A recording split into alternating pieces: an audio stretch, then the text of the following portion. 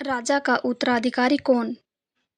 एक बार की बात है, तुगलक नगर राज्य में प्रताप सिंह नाम का एक राजा हुआ करता था। वह बहुत ईमानदार और साहसी था। उसे अपनी प्रजा से बहुत प्यार था। उसके राज्य में सभी लोग खुशी से एक साथ रहते थे। राजा को एक बात हमेशा परेशान किया करती थी कि उसके जाने के बाद उसके राज्य को कौन संभालेगा, क्योंकि उसकी कोई औलाद नहीं थी। एक दिन राजा ने अपने राज्य से ही किसी युवक को अपना उत्तराधिकारी चुनने का फैसला किया। वह अपनी ही तरह किसी ईमानदार लड़के को सत्ता सौंपना चाहता था, जो प्रजा का ख्याल रख सके। राजा ने काफी सोचने के बाद राज्य के सभी होनहार बच्चों को दरबार में बुलाया और घोषणा करते हुए कहा, मैं आप सब में से किसी एक को अपना उत्तराधिकारी बनाना चाहता हूँ। इसके लिए आप सबको एक परीक्षा दी जाएगी। जो इसमें से पास होगा वही मेरा उत्तराधिकारी बनेगा। इसके बाद राजा ने वहां मौजूद सभी बच्चों को एक एक बीज दिया और बोला कि घर जाकर इस बीज को गमले में लगाना है। 4 महीने बाद सभी अपने पौधे के साथ यहाँ पर फिर से एकत्रित होंगे। उस समय मैं आप में से किसी एक को अपना उत्तराधिकारी बनाऊंगा। सभी बच्चे सोच रहे थे कि राजा अपना उत्तराधिकारी बनाने के लिए कोई कठिन परीक्षा लेने वाले हैं, लेकिन गमले में बीज बोने की बात सुनकर सभी इस परीक्षा को आसान समझकर खुशी-खुशी घर लौट गए। वक्त बीतने लगा। सभी बच्चे के गमले से बीज की उपज दिखने लगी थी, लेकिन क्षितिज नाम का एक बच्चा था, जिसके गमले से पौधे का नामो-निशान नहीं था। क्षितिज के साथ दूसरे बच्चे के पौधे बड़े होने लगे थे। यह देखकर वह बहुत परेशान रहने लगा। वह मन ही मन यह सोचता रहता था कि सबके गमले में पौधे आ गए, लेकिन उसके गमले से पौधा क्यों नहीं आ रहा। उसने सोचा कि हो सकता है उसका पौधा उगने में अधिक समय ले। इसलिए उसने हार नहीं मानी और वह पूरी मेहनत और लगन के साथ गमले की ओर ज़्यादा देखभाल करता।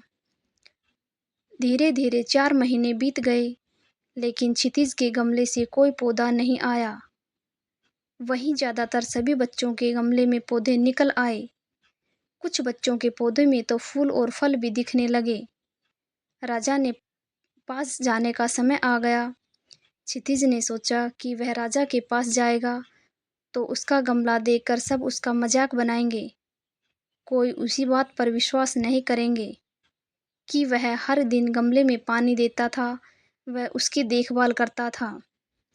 क्षितिज की माँ ने उसे समझाया और कहा कि नतीजा कुछ भी आया हो, लेकिन तुम्हें राजमहल उनका बीज लौटाना चाहिए। जो होगा देखा जाएगा। माँ के समझाने पर क्षितिज मान गया और खाली गमला लेकर राजमहल पहुंचा। वहां उसने देखा कि सभी के गमले में सुंदर सुंदर पौधे दिखाई दे रहे थे और सभी बहुत खुश थे। उसका गमला देखकर सभी हंसने लगे और अपनी मेहनत का बखान करने लगे। वह चुपचाप आंखें नीचे किए शर्म से बैठ गया। इतने में राजा आए और सभी के गमलों को ध्यान से देखने लगे। जब वह क्षितिज के गमले के पास पहुंचे तो उन्होंने पूछा, यह किसका गमला है? क्षितिज जी मेरा। राजा तुम्हारा गमला खाली क्यों है? क्षितिज, मैं रोजाना इसको पानी देता था। मैंने इसकी बहुत देखभाल की, लेकिन इसमें से पौधा नहीं निकला। राजा, आओ मेरे साथ। क्षितिज, राजा द्वारा बुलाने पर वह डर गया, लेकिन उसे राजा की आज्ञा माननी ही थी। वह धीरे धीरे राजा की तरफ आगे बढ़ा। राजा उसे सिंहासन के पास ले गए और बोले, तुम ही इस राज्य के असली उत्तराधिकारी हो। राजा के इस फैसले से वहां मौजूद हर कोई हैरान रह गया। राजा ने कहा, मैंने जो बीज दिया था वह नकली था। उससे पौधा आ ही नहीं सकता था। आप सबने बीज बदल दिया, लेकिन क्षितिज ने ईमानदारी के साथ 4 महीने मेहनत की और अपनी असफलता स्वीकार करते हुए मेरे सामने खाली गमला लाने का साहस किया। क्षितिज में वो सारे गुण हैं जो एक राजा में होने चाहिए। इसलिए इस राज्य का अगला उत्तराधिकारी मैं क्षितिज को बनाता हूँ। सभी युवकों का सिर शर्म से झुक गया। वे चुपचाप दरबार से बाहर निकल गए। इस तरह क्षितिज ने ईमानदारी की बदौलत राज्य का सिंहासन पा लिया। हमें किसी भी परिस्थिति में ईमानदारी नहीं छोड़नी चाहिए। इंसान को उसकी सच्चाई और ईमानदारी का फल जरूर मिलता है। कहानी को अंत तक सुनने के लिए आप सभी का बहुत बहुत धन्यवाद।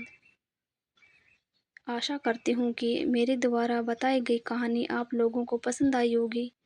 अगर मेरी कहानी पसंद आई है तो चैनल को सब्सक्राइब करना, वीडियो को लाइक करना और शेयर करना ना भूलें।